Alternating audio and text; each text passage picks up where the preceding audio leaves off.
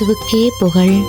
இயேசுவில் பிரியமானவர்களே, இன்று நம் ஆண்டவர் தானியேல் 3ஆம் அதிகாரம் 38ஆம் வசனத்தினூடாக இவ்வாறு நம்மோடு பேசுகின்றார். கடவுளே, நீர் என்னை நினைவு கூர்ந்தீர். உம்மேல் அன்பு கூர்ப்பவர்களை நீர் கைவிடுவதில்லை.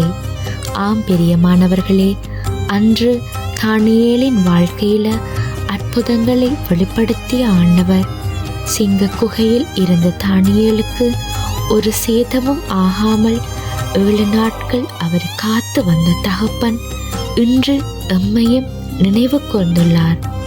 பிரியமானவர்களே, நீங்க எவ்வளவு இக்கட்டான சூழ்நிலையில இருந்தாலும் சரி, அதிலிருந்து மீண்டு வரவே முடியாது என்ற நம்பிக்கையை மட்டும் இழந்து விடாதீங்க.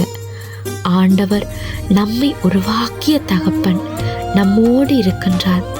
நீங்க எந்த சூழ்நிலையில சிக்கி தவிச்சாலும் காப்பாற்ற நம் தகப்பன் இருக்கிறார் என்ற எந்த சூழ்நிலையிலையும் மறந்துடாதீங்க. பிரியமானவர்களே, ஆண்டவர் நம்மை அதிகமாக நேசிக்கிறார்.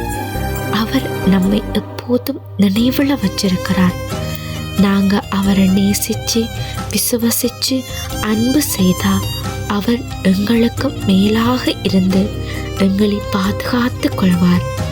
ஒருபோதும் எங்களை கைவிடவும் மாட்டார். தானியேலின் கடவுளாகிய ஆண்டவர் எங்களை நேசிக்கிறவரானபடியால் எதற்கும் பயப்பட வேண்டியதில்லை. சூழ்நிலைகளை குறித்து பயப்படாதீங்க. அன்று சிங்க குகையில் இருந்த தானியேலுக்கு ஆண்டவரின் துணையும் அவரின் பாதுகாப்பும் கிடைத்தது போல உங்களுக்கும் எனக்கும் கிடைக்கும். இடைவிடாது ஆண்டவர்கிட்ட ஜெபம் செய்யுங்க. எந்த சூழ்நிலையிலையும் அவர் உங்களை கைவிட மாட்டார். விசுவசிக்கிறீங்களா?